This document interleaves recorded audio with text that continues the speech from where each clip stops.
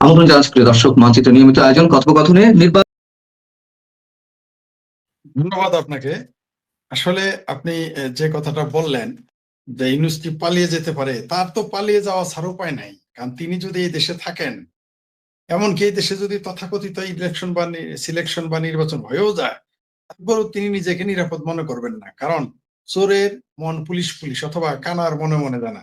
তিনি ভালো করেই জানেন তিনি এই দেশের কি কি ক্ষতি করেছেন, এই দেশের সার্বভৌমত্বের কি কি ক্ষতি করেছেন, এই দেশের ব্যবসায়ের কি ক্ষতি করেছেন, এই দেশের রাজনীতিবিদদের কি ক্ষতি করেছেন, এই দেশে কৃষক শ্রমিক মেহনতি মানুষের কি ক্ষতি করেছেন, এমনকি এই দেশের ছাত্রদের ভবিষ্যতের কি ক্ষতি করেছেন, তা সবাই জানে। সুতরাং তিনি এই দেশ থেকে পালিয়ে যাওয়া ছাড়া তার কোনো বিকল্প আছে বলে আমি মনে করি না। কারণ তিনি যদি এই দেশে কোনোভাবে থেকে যেতে চান, হয় তার জেল হবে, ফাঁসি হবে। আমার মনে হয় সেই সুযোগও, সেই সৌভাগ্য তার জুটবে না। কারণ বাংলাদেশের জনগণ আমার ভাষায় তাকে পেটে পাড়া দিয়ে নাড়ি ভুঁড়ি বের করে ফেলবে। সুতরাং তিনি যেকোনো মূল্যে নির্বাচন দিয়ে পালিয়ে যেতে চাইবেন, এটা স্বাভাবিক। আর আপনি যেটা বলেছেন আন্তর্জাতিক চাপ, সেটা তো অবশ্যই আছে। কারণ যারা আন্তর্জাতিকভাবে যারা সোজা কথায় তারা যাকে এখানে কামলা হিসেবে, গোলাম হিসেবে, দাস হিসেবে পাঠিয়েছিল, তারা বুঝে ফেলেছে যে ইউনূস আসলে তাদের মধ্যে যে মহান ব্যক্তি ছিল, আসলে তিনি মহান তো ননই, তিনি একজন আদম ব্যাপারী। তিনি একজন দালালও না, তিনি একজন কামলা, তিনি দাস, এবং তিনি নিজের স্বার্থ ছাড়া কিছুই বুঝেন না। এটা তারা বুঝে ফেলেছে। সুতরাং তারা তাকে চাপ দেবে, এটাই স্বাভাবিক। আর একটা দেশ কোনোদিন ১৭ মাস ম্যাজিস্ট্রেসি পাওয়ার দিয়ে চলতে পারে না, মব সন্ত্রাস দিয়ে চলতে পারে না। তাই আন্তর্জাতিক বিশ্বের চোখ বা দৃষ্টি এখন এইদিকে আসছে। এছাড়া যে হারে আওয়ামী লীগের মুক্তিযুদ্ধের পক্ষের শক্তি সহ যেভাবে নির্যাতন নিপীড়ন করতেছে, যেভাবে মানবাধিকার লঙ্ঘন করতেছে, পাশাপাশি এই দেশের এই দেশের সংখ্যালঘুদের উপর যে নিপীড়ন, তাদের জিন্দা পুড়িয়ে জ্বালিয়ে দিচ্ছে, এটা বিশ্ব থেকে নীরব থাকবে বলে আমার মনে হয় না। তাই নির্বাচনের একটা চাপ থাকতেই পারে। আমি তো আপনার চ্যানেল সহ অন্যান্য অনেকের চ্যানেলে আমি বলেছি যে আমি ফেব্রুয়ারির ১১ তারিখ রাত ১২টা, মানে রাত ১১টা ৫৯ পর্যন্ত আমি নিশ্চিত যে নির্বাচন হচ্ছে না।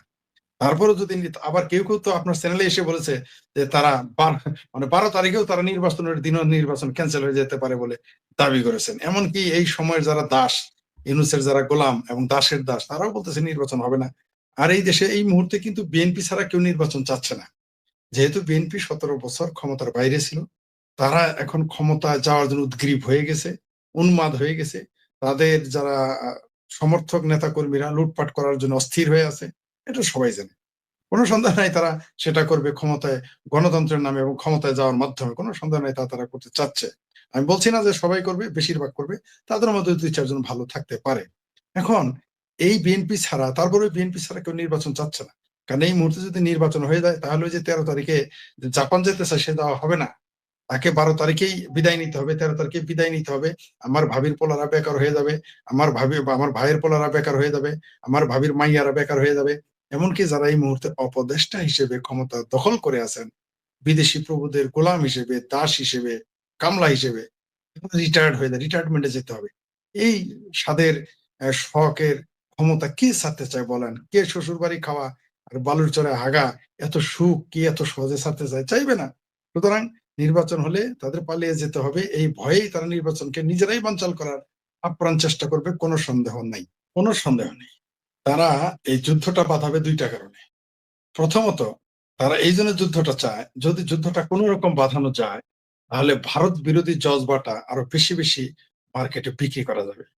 দ্বিতীয়ত, ভারতের সাথে যদি যুদ্ধ বাঁধানো যায়, তাহলে তারা আর নির্বাচনের কথাটা ৫ বছরের মধ্যে কেউ নিবে না, এটা তারা ভালো করেই জানে, বা নিতে দেবে না। সেই কৌশলের কারণে তারা যেকোনো মূল্যে ভারতের সাথে একটা সংঘর্ষ বা যুদ্ধ, ভারতের সাথে ধরো বাংলাদেশের যুদ্ধ হবে না, এটা হবে অসম যুদ্ধ, যেখানে আমাদের পরাজয় নিশ্চিত। এটা এই ইউনূস গ্যাং, জামাতি গ্যাং, এনসিপি গ্যাং, বৈষম্য বিরোধী গ্যাং, এবং এই যে পেয়ারা পাকিস্তানি, যারা হেফাজতে পাকিস্তানি, তারা সকলেই জানে যে এই যুদ্ধে টিকা যাবে না। কিন্তু তারা যুদ্ধটা এই জন্য চাচ্ছে যে তাদের মতে, তাদের ভাষায়, তাদের চিন্তায়, তাদের চেতনায় যে আওয়ামী লীগকে তো আমরা তাড়িয়েছি, আওয়ামী লীগকে তো আমরা ঘরছাড়া করেছি, এবং তাদের নেতা নেত্রীদের তারা দেশ ছাড়া করেছে। সুতরাং এখন তাদের সামনে হচ্ছে নির্বাচনটা হচ্ছে তাদের জন্য প্রবলেম। তারা তো জীবনে কখনো নিজেরা খেলে গোল করতে পারবে না। তারা কখনো মানে বিএনপির নামে মাঠে নামবে, কখনো অন্য জোট করে তারা মাঠে নামবে। তারা জানে তাদের মুরুদে কুলাবে না যে নিজেরা খেলে গোল করার, স্কোর করার। তাই তারা খালি ফিল্ডে গোল দিতে চায়। সেই কারণে তারা, যেহেতু তারা বিএনপির সাথে নির্বাচনে পারবে না, এই মৌলবাদী শক্তিটা চাচ্ছে যে কোনো মূল্যে ভারতের সাথে, নিদের পক্ষে বার্মার সাথে। যদি তারা ভারতের সাথে, আপনার চ্যানেলের মাধ্যমে আমি বাংলাদেশের জনগণের কাছে বিষয়টা তুলে ধরতে চাই, ভারতকে কিন্তু বহুভাবে, বহু প্রকারে, বহু অপকৌশলে যুদ্ধে নামানোর বহু রকম পায় তারা করে এসেছে, আমরা দেখেছি। ভারত সে টোপটি গিলেনি। ভারত, তাকে আপনি যুদ্ধে নামাতে পারবেন না আপনার মতো করে।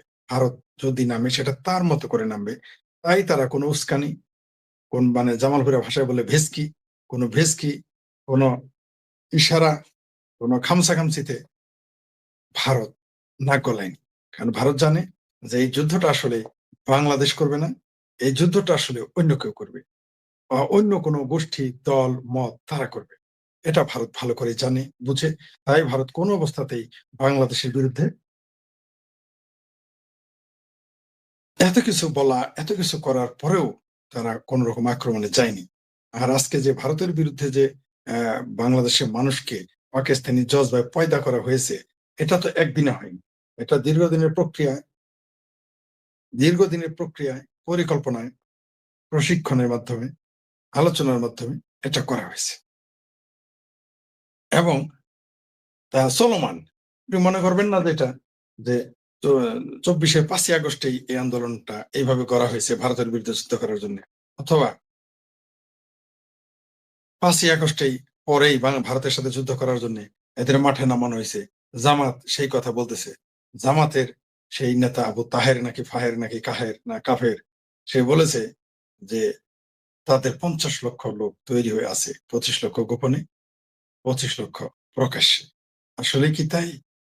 তাদের তো কেউই নাই, আমরা জানি। আমরা জানি তাদের পক্ষ হয়ে পৃথিবীর ৪-৫টি দেশ এবং একটি পরাশক্তি বাংলাদেশে এসে যুদ্ধে নামবে। এটা ভারত জানে। তাই ভারত তাদের ট্র্যাপে পা দেয়নি।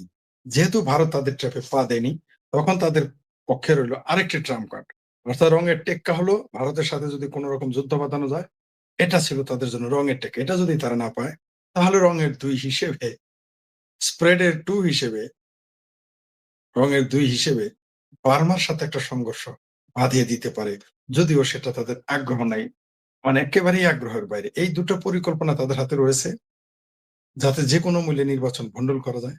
কারণ নির্বাচনটা ভণ্ডুল করলেই তারা ক্ষমতা ভোগ উপভোগ করার যে মহা সুযোগ এই মুহূর্তে তাদের হাতে রয়েছে, সেটা তারা ভোগ করতে পারবে এবং ভোগ করছে। আমরা দেখতেছি। কিন্তু ভারত তো এই ফাঁদে পা দিবে না। আর আপনি এটা মনে রাখবেন, আপনার চ্যানেলের মাধ্যমে দর্শকদের জানাতে চাই যে এই যে আজকে ভারত বিদ্বেষ বাংলাদেশে পয়দা করা হয়েছে, সংখ্যালঘু বিদ্বেষ এবং সংখ্যালঘুদের বিরুদ্ধে যে জজবা পয়দা করা হয়েছে, এটা কিন্তু একদিনে করে নাই, একদিনের জন্য করে নাই, এটা পূর্ব পরিকল্পিতভাবে করতেছে।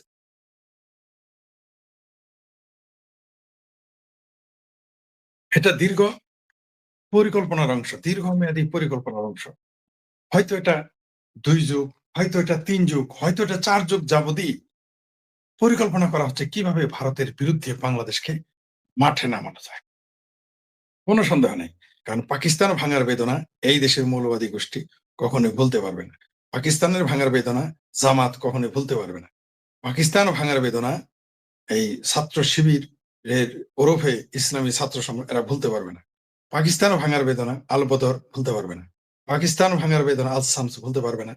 পাকিস্তান ভাঙার বেদনা রাজাকার এবং রাজাকারের উত্তরসূরিরা ভুলতে পারবে না। পাকিস্তান ভাঙার বেদনা নেজাম ইসলাম ভুলতে পারবে না। পাকিস্তান ভাঙার বেদনা মুসলিম লীগ ভুলতে পারবে না। এই গোষ্ঠীগুলো প্রতিনিয়ত কাজ করে যাবে কিভাবে বাংলাদেশের বিরুদ্ধে, প্রতিনিয়ত বাংলাদেশের বিরুদ্ধে, ভারতের বিরুদ্ধে, মুক্তিযুদ্ধের বিরুদ্ধে, বাংলাদেশের পতাকার বিরুদ্ধে, বাংলাদেশের সংবিধানের বিরুদ্ধে, বাংলাদেশের জাতীয় সঙ্গীতের বিরুদ্ধে সব সময় একটা জজবা তৈরি করা যায়, যে জজবাটা হবে পাকিস্তানি জজবা। সেই জজবা এখানে তৈরি করে যে কোনো মূল্যে ভারতের সাথে একটা ক্লেশে জড়ানো, যাতে তারা ভারতকে পরিকল্পিতভাবে ধ্বংস করতে পারে বা বিপদে ফেলতে পারে, ভারতকে দুর্বল করে ফেলতে পারে। সোজা সাপটা যদি আমরা বলি যে ভারতকে ভাঙবে তারা। এই পরিকল্পনা নিয়েই বাংলাদেশে আসলে এটা তৈরি করা হচ্ছে। যেটা আমি আপনাদের মাঝে মধ্যে বলে থাকি যে পাকিস্তান হচ্ছে ভারতের চিহ্নিত শত্রু। তাকে তারা চিনে ফেলেছে। পাকিস্তান ভারতের জন্য ক্যান্সার, সারা পৃথিবীর জন্য একটা বিপজ্জনক একটা দেশ এই পাকিস্তান। তো ভারত এটাকে সার্জারি করবে, ক্যান্সার যেমন অপারেশন করলে ভালো হয়ে যায়, ভালো হয়ে যাবে। কিন্তু এই বাংলাদেশ, আমার দেশ, আপনার দেশ, আমাদের এই দেশটা, লাল সবুজের পতাকার এই দেশটা ভারতের জন্য গলার কাটা হয়ে বিঁধে গেছে। না পারতেছে একে গিলতে, না পারতেছে একে গলা থেকে উগরে ফেলে দিতে, এটা পারতেছে না। পাকিস্তান সেই সুযোগটা নিয়েছে। পাকিস্তান জানে যে তার ভূমি থেকে যদি ভারতকে হামলা করে সরাসরি, পাকিস্তান অস্তিত্ব থাকবে না। পাকিস্তান এক টুকরা তো হয়েছে 1971 সালে, এবার 5 টুকরা হয়ে যাবে আরো। এটা পাকিস্তান জানে। আমরা দেখেছি অনেকে পাকিস্তানি জজবা খুব লাফালাফি করে। আমি তাদের বলতে চাই, এত পাকিস্তানি মুরুদ, পাকিস্তান যুদ্ধ করে না কেন? তারা প্রতিদিনই কাশ্মীর দখল করতে যায়। তারা বলে কাশ্মীর নাকি তাদের শাহ রগ, তাদের ঘাড়ের রগ। তাদের ঘাড়ের রগটা তো ভারতের ভিতরে। মুরুদ থাকে যায় না কেন? সেখানে তারা পারতেছে না। তাই তারা বাংলাদেশে একটা ক্ষেত্র তৈরি করেছে, দ্বিতীয় ক্ষেত্র, ভারতকে অস্থিতিশীল করার জন্য। ভারত সেটা জেনে গেছে। ভারত আমার মনে হয় বাংলাদেশকে নিয়ে এখন নতুন করে ভাববে। শুধু ভারত না, বাংলাদেশের উপরে সংখ্যালঘুদের যে নির্যাতন নিপীড়ন চলেছে, যেভাবে তাদের হত্যা করা হচ্ছে, যেভাবে তাদের মেরে পিটিয়ে মেরে ফেলে চালিয়ে দেওয়া হচ্ছে তাদের লাশ, বহির্বিশ্ব বা আন্তর্জাতিক বিশ্ব এটা ভালো চোখে দেখতেছে না। বাংলাদেশ নিয়ে তাদেরকে নতুন করে ভাবতে হচ্ছে, নতুন করে বাংলাদেশ নিয়ে তাদের পরিকল্পনা করতে হচ্ছে। সেই পরিকল্পনা বাংলাদেশের জন্য হয় খুব খারাপ, হয় খুব ভালো, বা কি হবে সেটা আমরা এখনো জানি না। ভারত বাংলাদেশকে নিয়েও নতুন করে ভাববে, কারণ ভারত মনে করেছিল বাংলাদেশ হচ্ছে তার বন্ধু রাষ্ট্র। কিন্তু ভারত যতই ভারতের আহ পররাষ্ট্র পররাষ্ট্র উপদেষ্টা যতই এখানে আসুক, যতই এখানে তারা সৌজন্যতা দেখাক, তারা জানে যে বাংলাদেশ তাদের জন্য বিপজ্জনক হয়ে উঠেছে। আমরা দেখেছি জয়শঙ্কর সাহেব এখানে এসেছিলেন, আমরা দেখেছি খালেদা জিয়ার জানাজায় তিনি উপস্থিত হয়েছেন, এবং ভারতের প্রধানমন্ত্রী নরেন্দ্র মোদীজির একটা চিঠিও তিনি হস্তান্তর করেছেন। তিনি চাইলে এই চিঠিটা স্থানীয় বাংলাদেশের রাষ্ট্রদূতের মাধ্যমে পৌঁছে দিতে পারতেন। তা না করে জয়শঙ্করকে যে পছন্দ হয়েছে, তার মানে এই নয় যে তারা আহ বিএনপির সাথে ভারতের কোন চুক্তি বা যুক্তি বা পরামর্শ বা লেনদেন হচ্ছে, এটা আমি বিশ্বাস করি না, করতে চাইও না। কারণ তারা জানে যে আওয়ামী লীগের ভিতরে যদি ভারত বিদ্বেষী মানুষ থাকে, তাহলে বিএনপির ভিতরে যে আওয়ামী লীগের পক্ষে লোক নাই, এটা তো একটা 10 বছরের শিশু বোঝে। রাজনীতির যে সরে সরে বোঝে না, তারাও জানে। কারণ বিএনপি কোনো রাজনৈতিক দল না মূলত। বিএনপি হচ্ছে আওয়ামী লীগ বিরোধী, এমনকি যারা কিছু কিছু লোক মুক্তিযুদ্ধ বিরোধী, যারা সরাসরি জামাতে যেতে লজ্জা পায়, তারা বিএনপিতে যুক্ত হয়ে থাকে। এটা হচ্ছে আওয়ামী লীগ বিরোধী, মুক্তিযুদ্ধ বিরোধী, ভারত বিরোধী, হিন্দু বিদ্বেষী একটা প্ল্যাটফর্ম। আবার বলছি, বিএনপি হচ্ছে একটি প্ল্যাটফর্ম। কি প্ল্যাটফর্ম? মুক্তিযুদ্ধ বিরোধী, আওয়ামী লীগ বিরোধী, বঙ্গবন্ধু বিরোধী, ভারত বিরোধী এবং হিন্দু বিরোধী যারা, তাদের জন্য বিএনপি হচ্ছে একটা প্ল্যাটফর্ম। সেখানে এই যে সকল বিরোধী, পাকিস্তানের পক্ষে, জঙ্গিবাদের পক্ষে যারা, তাদের একটা মিলন মেলার জায়গা হচ্ছে বা ক্লাব হচ্ছে বিএনপি। কোনো সন্দেহ নাই। বিএনপি বারবার প্রমাণ করেছে যে তারা যদিও মুখে বলে স্বাধীনতার ঘোষকের দল, কিন্তু আমরা দেখেছি যে স্বাধীনতা, মুক্তিযুদ্ধ এইসব বিষয়ে তাদের বিন্দুমাত্র আগ্রহ নেই। তাদের আগ্রহ শুধু ক্ষমতা কেন্দ্রিক, এবং ক্ষমতায় গিয়ে এবং ক্ষমতায় যাওয়ার আগে এবং পরে তারা মুক্তিযুদ্ধের চিহ্ন, স্মারক সব ধ্বংস করছে। আমরা দেখলাম যে বঙ্গবন্ধুর ৭ই মার্চের ভাষণ পাঠ্য বই থেকে বাদ দেওয়া হলো, বিএনপি টু শব্দটি করে। এতে প্রমাণিত হয় যে বাংলাদেশ আসলেই, এমনকি অনেক প্রগ্রেসিভ দল বলে কথিত, তারাও খুব একটা প্রতিবাদ শোনা যায় নাই, করে নাই। হয়তো দুই একজন মিউ করে কিছু বলতে থাকতে পারে, সেটা আলাদা বিষয়, কিন্তু তারাও করে নাই।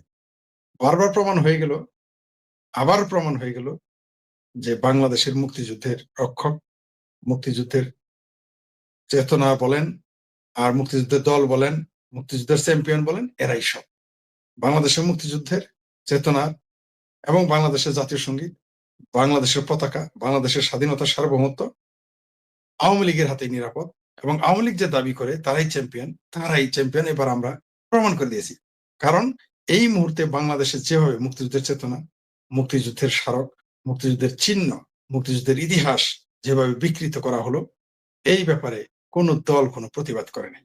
আওয়ামী লীগ বিরোধিতা করতে করতে গিয়ে, ভারত বিরোধিতা করতে গিয়ে, বিজেপি বিরোধিতা করতে গিয়ে সরাসরি মুক্তিযুদ্ধের বিরোধিতায় পর্যবেসিত হয়েছে তাদের এই আন্দোলন, তাদের বক্তব্য, তাদের লেখা, তাদের আলোচনা, পর্যালোচনা, সমালোচনা।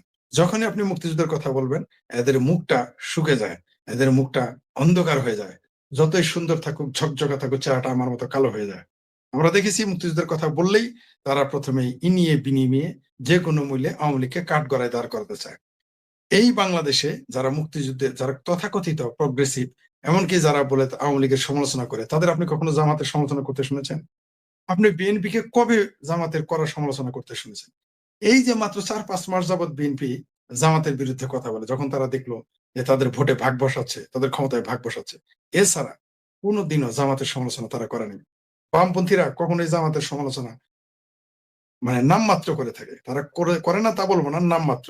কিন্তু আওয়ামী লীগ নিয়ে যদি ১০-১২ সমালোচনা করে থাকে, সেই তুলনায় জামাতকে নিয়ে তারা একবার সমালোচনা করেছে। ভারতকে নিয়ে যদি তারা ১০ বার সমালোচনা করে, তবে জামাতকে নিয়ে তারা একবার করেছে। আর বিএনপি তো সুবহানাল্লাহ, তারা তো কখনোই জামাতের সমালোচনা করবে না, পাকিস্তানের সমালোচনা করবে না। কারণ পাকিস্তানের গোয়েন্দা প্রধান বলে যে খালেদা জিয়াকে তারা পয়সা দিয়েছিল। সুতরাং তারা পাকিস্তানের বিরোধিতা করবে না। তারা কখনোই জামাত